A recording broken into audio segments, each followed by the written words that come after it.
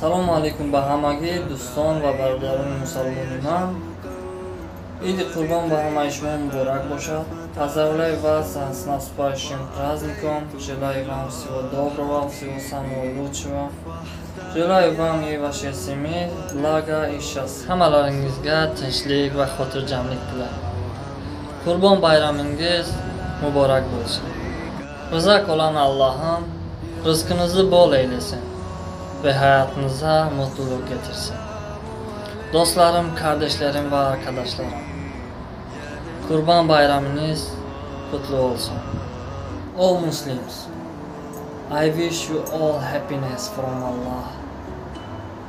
I have a little request from you. Please pray for me too. Don't forget about me, please. Happy Eid al-Adha.